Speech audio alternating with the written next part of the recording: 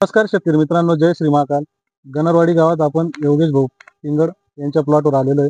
त्यांचे कलर व्हरायटीमध्ये खूप असं चांगलं काम आहे आणि उत्कृष्ट असे शेतकरी आहे आणि त्यांच्याकडनं आपण जाणून घेणार आहे कशा पद्धतीने त्यांनी कलर व्हरायटीमध्ये काम केलंय. शक्यतो त्यांच्याकडे जवळपास 12-12.5 एकर कलर व्हरायटीचं काम आहे. आणि नमस्कार नमस्कार शेतकरी मित्रांनो, माझं नाव योगेश सीताराम पिंगड.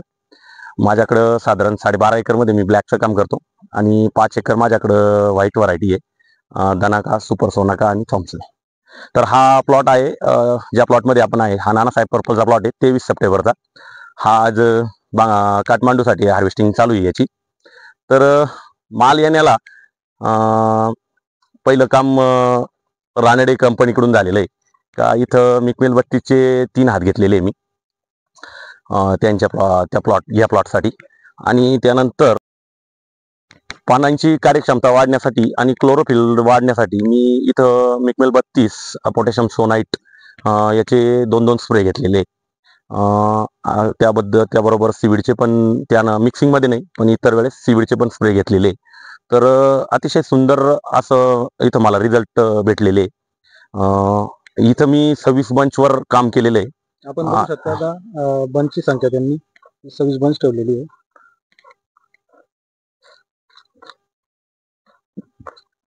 आज हा प्लॉट 90% हार्वेस्ट होऊन जाणार आहे. माझं या व्हिडिओ मार्फत शेतकऱ्यांना एकच सांगणं आहे, तुम्ही तुमच्या कामामध्ये सर्वात मोठं काम म्हणजे बंच सिलेक्शन. जो बंच सिलेक्शन करल त्याची 100% किपिंग क्वालिटी आणि द्राक्ष उत्कृष्ट बनतील. मी काही वेगळं करत नाहीये. प्रॉडक्ट बेस्ड शेती करू नका, हा पहिला मुद्दा आहे. तुम्ही कंपनी जी प्रॉपर ज्यांच्या लॅब्स आहे, ज्यांचं काम आहे ज्या क्षेत्रामध्ये, त्या क्षेत्रामध्ये तुम्ही म्हणजे त्या कंपनीची लॅब कशी, ती कंपनी कशी ती ओळखा, ते मटेरियल यूज करा. आज असंख्य कंपन्या मार्केटमध्ये आलेल्या आहे आणि फक्त मिक्सिंगच्या कंपन्या आहे. तर माझं एकच म्हणणं आहे शेतकरी बांधवांना का योग्य कंपनी चॉईस करा आणि घड नियोजनावर जास्त भर द्या आणि प्रॉडक्ट बेस्ड शेती करू नका. सर्वात मोठं पाणी नियोजन आहे द्राक्ष शेतीमध्ये. दुसरं बंच सिलेक्शन आहे. तुमची मनी संख्या किती, तुम्ही शेवटच्या स्टेपमध्ये पाणी उतरायच्या वेळेस तुमच्या बंचला साईज किती आहे, त्याच्यामध्ये मनी संख्या किती आहे आणि एन ॲव्हरेज आपल्याला माहित असतो का आपला मनी किती ग्रॅमचा होणार आहे या साईजला. त्याचं कॅल्क्युलेशन करून पाणी उतरायच्या स्टेजला तुम्ही बंच नियोजन एकदम परफेक्ट केलं पाहिजे. त्यानंतर तुमचं पेपर रॅपिंग वगैरे असेल ते केलं पाहिजे. तर ह्या ज्या गोष्टी आहे याच्यावर बेसिक भर द्या. कोणतंही प्रॉडक्ट मारल्यामुळं वेगळा फरक जाणवतो असं नाही. तुम्ही फक्त प्रॉडक्ट याच्यासाठी वापरा का त्याला सपोर्टिव्ह ही गोष्ट आहे. जसं आता मिकमेल 32 आहे, मिकमॉल जी आहे. तर रानडे कंपनी ही फार मोठी जुनी कंपनी. आज त्यांचं मायक्रोटन्समध्ये फार मोठं चांगलं काम आहे.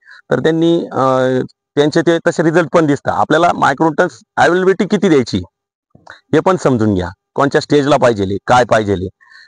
तर या प्रकारे माझ्या या व्हिडिओतून सांगणं राहील शेतकऱ्यांना का प्रॉडक्ट बेस्ड शेती करू नका आणि दुसऱ्याच्या भरोश्यावर शेती करू नका. स्वतः बागेमध्ये जाऊन ऑब्झर्वेशन घ्या, झाडाला काय लागते काय नाही लागत. एक झाडावर प्रयोग करा, घडावर करा, मनी संख्या मोजण्याचा विषय करा, मण्याची साईज काय असते, बंच स्ट्रक्चर काय असतं, या सगळ्या गोष्टीचं ऑब्झर्वेशन घेत चला आणि त्याच्यात आपले बदल करा.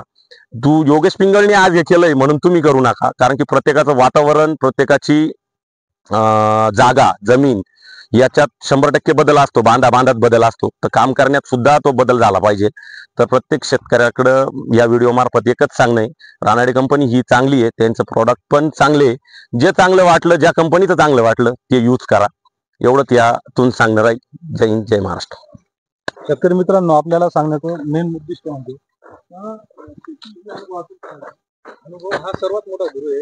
याच्यातून असं सिद्ध होतं का स्वतःच्या अनुभवातून शेती केल्याने ना कुठल्याही पद्धतीचं नुकसान होता कामा नये. आणि अनुभव हा सर्वात मोठा गुरु असल्यामुळे आपण या प्लॉट मध्ये बघू शकता त्यांच्या अनुभवातून त्यांनी ही शेती साकारलेली आहे आणि आज ते शेवटच्या टप्प्यापर्यंत पोहोचलेले. हा नानासाहेब पर्पलचा प्लॉट आहे. नानासाहेब पर्पल मध्ये त्यांनी आज जवळपास 26 बंच मध्ये काम केलेलं आहे. खूप असं सुंदर आहे त्यांचं काम आहे आणि प्रगतशील शेतकरी म्हणून